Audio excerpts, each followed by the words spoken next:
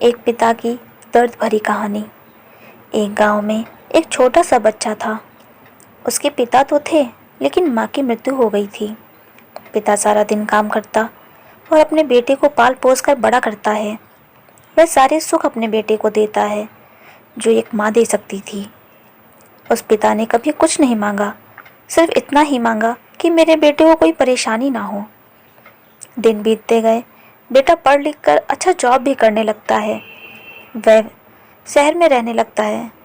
कुछ दिन बाद वह अपने पिता से मिलने आता है और कहता है, पापा, मुझे कुछ पैसों की ज़रूरत है। मैं चाहता हूँ कि शहर में ही ज़मीन लेकर अपना घर बना लूँ।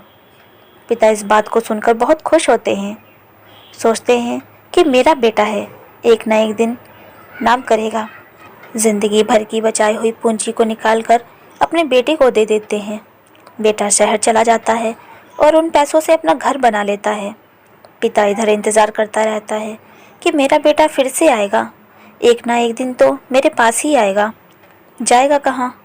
उसके पास अब कोई नहीं जाता था, क्योंकि ना ही अब उस पिता के पास पैसे थे और ना ही रहने की जगह थी। कुछ दिन बाद बेटा फिर लौट कर आता है और अपने पिता से कहता है, पापा, अब आप दादाजी बनने वाले हैं। पिता को बहुत खुशी होती है। इस बात को सुनकर वे कहते हैं, तो मुझे मेरी बहू और पोते से कब मिलाएगा? बेटा कहता है, बस पापा, थोड़े दिन और। पापा, मुझे कुछ पैसों की ज़रूरत है, क्योंकि आजकल थोड़ा जॉब में खींचवीच चल रहा है, जिसके कारण से मुझे कुछ दिन के लिए सस्पेंड कर दिया गया है। पिता के पास कुछ नहीं रहता है देने के लिए, लेकिन फिर भी कहता है, अच्छा बेटा, तू रुक, मैं अभी आया। कुछ पैसों का बंदोबस्त करके पिता बाद में महाजन से कुछ पैसे उधार लेकर अपने बेटी को देता है और बेटा पैसे लेकर शहर चला जाता है। बरसों गुजर जाते हैं।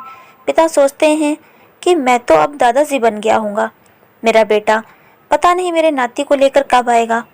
फिर सोचने लगते हैं, समय नहीं मिलता होगा, इसलिए मेरा बेटा अभी तक नहीं आया, वरना आया ज़रूर होता। तब तक महाजन 2-3 आदमियों को लेकर उस पिता के घर आता है और कहता है कि आपके वादे के मुताबिक मैं पूरे 3 महीने बाद आया हूँ अपने पैसे ले जाने। पिता कहते हैं, मेरे पास पैसे नहीं हैं देने के लिए। महाजन कहता है, जब पैसे नहीं थे अपने मुझसे उधार क्यों लिए?